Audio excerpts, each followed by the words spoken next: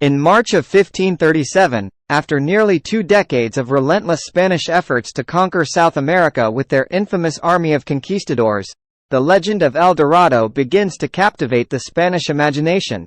This tale takes root among the Spanish ranks, driving them to explore every corner of South America.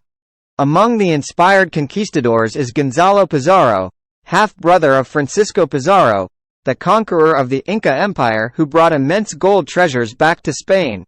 Thanks to the prestige of his family name, Pizarro has been appointed as the vice-governor of Quito, in what is now modern-day Ecuador. However, his ambitions extend beyond this local role. In 1541, Pizarro embarks on a personal quest to locate El Dorado. He enlists the aid of his childhood friend and cousin, Francisco de Orellana. Speaking with indigenous groups in Ecuador, Orellana learns that the coveted gold sought by the Spanish is actually situated much farther south, about 600 miles away.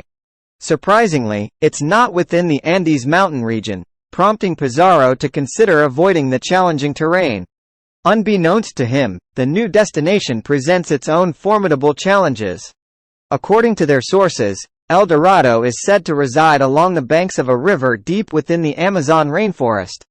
In February 1541, Pizarro and Orellana, accompanied by 340 Spaniards and around 4,000 indigenous people, depart from Quito. They become some of the earliest European explorers of the Amazon jungle. After nearly a year of arduous travel spanning almost 200 miles, the expedition faces dire circumstances. Most of the men are either dead, dying, or seriously ill. With 3,000 natives and 140 conquistadors lost, they resort to eating their horses to survive. Their pursuit transforms from a quest for gold to a fight for survival. The expedition teeters on the brink of mutiny, prompting them to devise a plan to construct a boat and navigate down the river. On December 26, 1541, Pizarro instructs Orellana to take a small group downstream in search of food. The powerful current propels them forward, and although it takes 14 days to locate sustenance, they decide to continue their journey without returning. Pizarro begins to worry about Orellana's absence, wondering if he was attacked or possibly betrayed him. He reflects on whether he himself would return had he discovered El Dorado.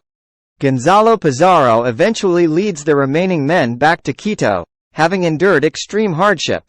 Meanwhile, Orellana's group presses on, encountering the Amazon River and finding promising settlements with gold-adorned locals. As they venture deeper into the Amazon basin, they encounter both friendly and hostile native groups, leading to clashes and even battles. A particularly intense skirmish results in the naming of the Amazon River on June 24, 1542, after the legendary Greek female warriors known as Amazonas. After an 8-month journey spanning over 3,000 miles, Orellana and his crew reach the Atlantic Ocean. Orellana unknowingly becomes the first European to traverse the entire length of the world's longest river, the Amazon. Although his quest for El Dorado remains unfulfilled. Following Orellana's return to Spain, he remains determined to return to South America and find El Dorado. His persistent belief in the legendary city's existence convinces others to support him. On May 11, 1545, Orellana embarks on another expedition, better prepared this time with 4 ships, over 300 men, and additional supplies. However, his plans are once again plagued by challenges. An epidemic and desertions reduce his crew significantly. Orellana's second expedition is fraught with mishaps and setbacks, leading to the loss of ships and crew members. Eventually, he arrives on the east coast of Brazil with just 2 ships and less than 100 men. Despite his determination, Orellana's efforts to locate El Dorado are thwarted by the intricate waterways of the Amazon Delta. The expedition concludes prematurely, far from the elusive city. Less than 40 of the original 300 men survive and make it back to the island of Margarita. In the wake of Orellana's failed expedition, doubts arise regarding his credibility. Speculation circulates that he fabricated or exaggerated his claims, possibly to secure funding for future ventures.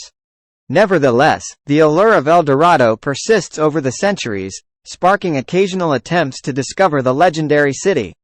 In modern times, advancements in technology and aerial surveys rekindle the search for El Dorado. In 2022, researchers led by Haiko Prumers make a groundbreaking discovery in the Bolivian rainforest. They find evidence of an ancient civilization, including pyramids, structures, and roads hidden within the dense foliage. This remarkable find provides new support for Oriana's accounts of thriving cities in the jungle. Despite the progress, fully exploring the vast Amazon basin remains challenging due to its size, terrain, and inaccessibility.